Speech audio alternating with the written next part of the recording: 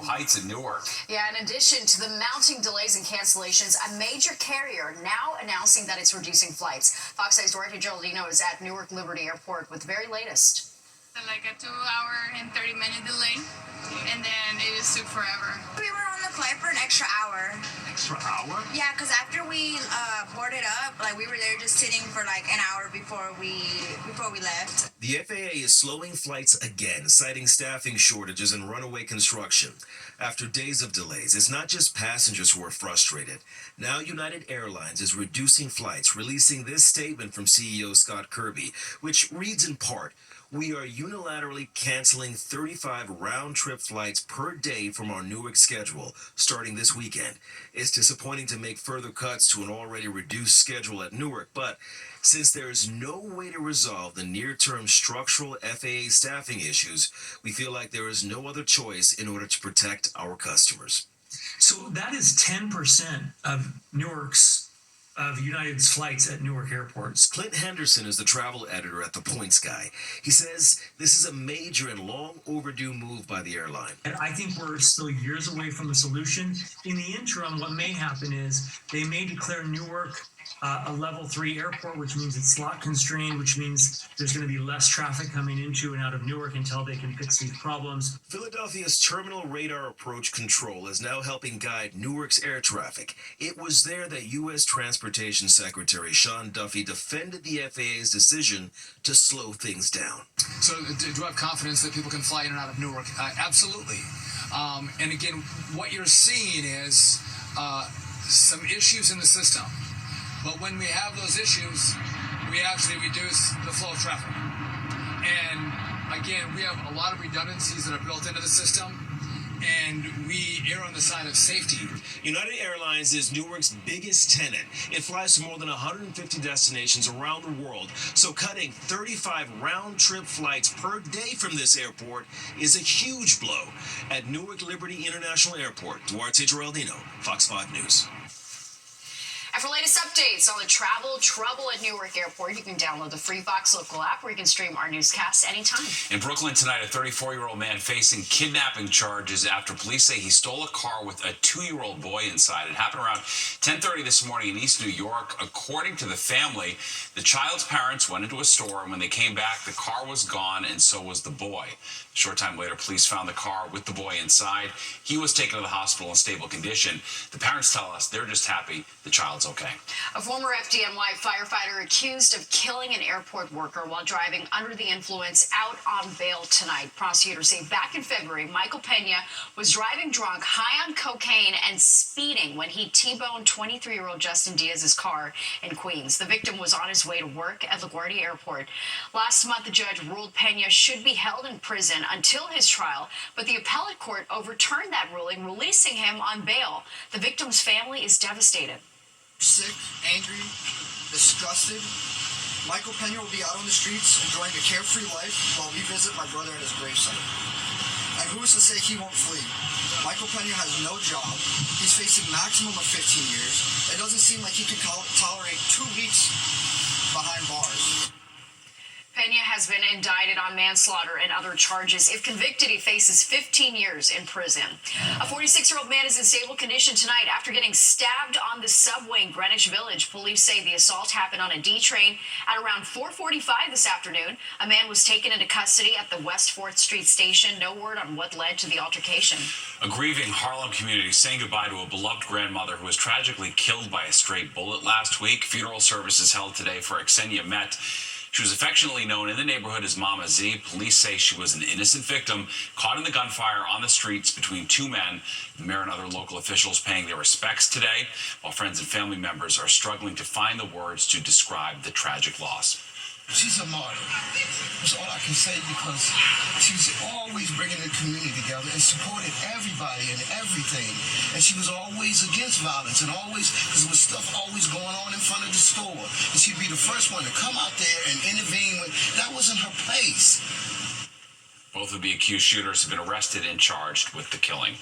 Developing now, all performances this weekend at the Brooklyn Mirage have been canceled. The venue was supposed to reopen last night after months of construction, but the Department of Buildings shut it down, saying the venue failed to meet the city's safety standards. The Mirage says that they're doing everything to bring the building up to code, and the mayor's office saying that the site will remain closed until it's safe and has the proper permits. A second teenager has been arrested in connection to the Jones Road wildfire in New Jersey. The 17-year-old is facing arson and other charges. The fire began late last month in Ocean Township and burned more than 15,000 acres. Officials say the cause was an improperly extinguished bonfire. Police also charged 19-year-old Joseph Kling last week in connection to the same fire. A dramatic day at the retrial of Harvey Weinstein, the woman who says she was sexually assaulted by the disgraced movie mogul, breaking down in tears on the witness stand. The judge had to stop the trial temporarily as Miriam Haley was being questioned by a defense lawyer about the alleged encounter. Weinstein is charged with sexually assaulting Haley and 2 other women. He denies the allegations. Big news out of the Trump administration tonight, impacting everything from ordering cuts to public television and radio. All right, to threatening to take away Harvard's tax-exempt status. Fox 5's Jessica Formoso joins us now in studio with more tonight. Jess. Stephen, Natasha, Harvard University has defied the Trump administration's efforts to crack down on campus activism and other demands. And so today, President Trump threatening to strip the Ivy League of its tax-exempt status. The administration had asked the university to make leadership changes, revise its admission policy, and also look at how diversity is viewed on campus. The school hasn't done it, and that led the administration to block more than $2 billion in federal grants. For more than a century, the major colleges and universities had not paid most taxes. Harvard saying taking away its tax-exempt status is unlawful, stating it would result in diminished financial aid for students, abandonment of critical medical research programs, and lost opportunities for innovation. You've got to show that they haven't complied with the rules for tax-exempt status. They violated if you can show that, then you can take away the tax-exempt status. But that's a question of proof. It's a question of fact. You can't just do it unilaterally and say, I don't think they're complying.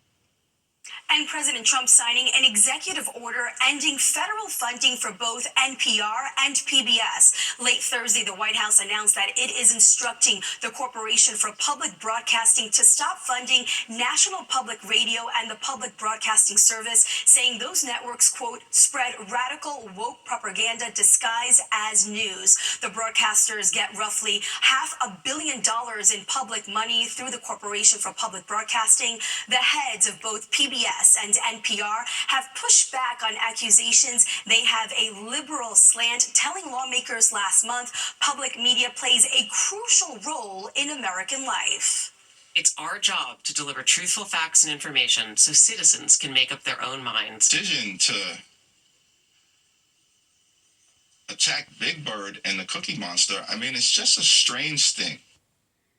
The funding for the organizations has already been secured by Congress, and as you heard there from the House Minority Leader, Democrats on Capitol Hill say they'll fight to keep it. Steve? Well, all right, thanks, Jess. Final preparations being made ahead of the papal conclave at the Vatican today. The chimney was installed on the roof of the Sistine Chapel.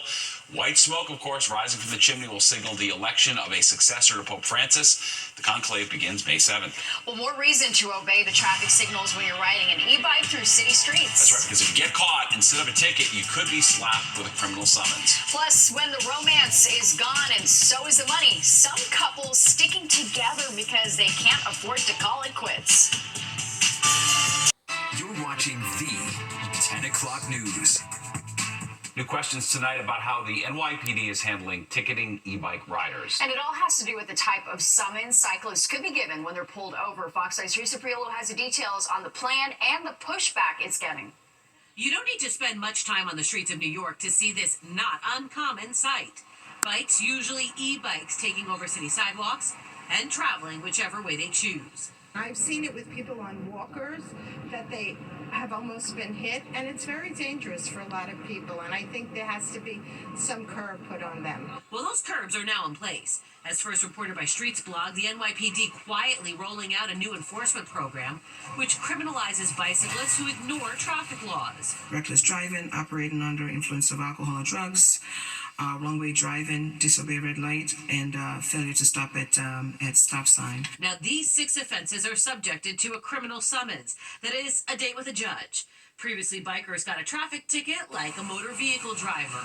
The rollout is meant to reinforce a broader quality of life push in the city, but advocacy groups like Transportation Alternatives see it as a major overreach. This is a dangerous development because with this crackdown, the Adams administration is putting New Yorkers at risk of arrest, jail, and deportation for riding a bike. New Yorkers we spoke with seem to think that this move could actually improve city living. Sometimes the bikers, I guess they just take off hard and somebody's walking and it could cause a lot of destruction within that. So maybe it's a good thing. It's very dangerous. There's so many bikes. The bike lanes are worse than the actual car lanes now. People are going too fast. Although they do question if making it a crime is the best approach. I don't think they should go to jail for running a red light. I think that's pretty simple. It's like crossing the street when you're walking. You don't go to jail for jaywalking. This isn't the first time this city has tried to criminalize traffic summons, but that policy was reversed in 2015 after it was found to produce racially biased summonses. On the Upper East Side, Teresa Priolo, Fox 5 News. God, the streets are chaotic. Active out there. Well, the Social Security Administration confirming it will close the White Plains office at the end of the month. All right, this has left people scrambling to figure out where they can go instead. The Trump administration claims the hearing office has had long-term issues with mold and that the lease would not be renewed. Westchester lawmakers have offered to find a new space in White Plains, but Social Security officials say they don't need it. Lawmakers say when it closes, the nearest hearing office would be in the Bronx or New Haven, Connecticut. With all the other modifications that they're making at the federal level to make people come in person, it just seems like it's making it difficult so that people don't get the support and services that they're entitled to. Social Security officials say more than 80% of claims are virtual, and most people prefer that. Well, more couples are seeing red. It has nothing to do with love, but their checking accounts. As Fox 8's Richard G. Cohen shows us, breaking up is hard to do, especially when money is involved, so couples are staying together instead. The Beatles once sang the words, "Money can't buy me love," and that may be true, but there are some things that money can do, like make you stick with your spouse, even if there is no more love. So that saying where it's cheaper to keep her, it's not so much it's cheaper to keep her, it's cheaper to keep him. There's this little stigma that girls depend on guys for money most of the time. It turns out it doesn't matter what the sex is. A new survey suggests that couples, once romantically involved but maybe grown apart, are still living nice and comfy at home, all because of, you guessed it, money. I might be the wrong guy to answer this question because I just came out of a divorce. The study from Self Financial claims that 1 in 4 Americans are still in relationships that may have lost its luster. That's nearly a quarter of the 1,000 or so surveyed. For many, it's the only way to maintain financial stability in an otherwise uncertain economy. We both got, good careers. We could both live on our own. We don't really rely on each other financially.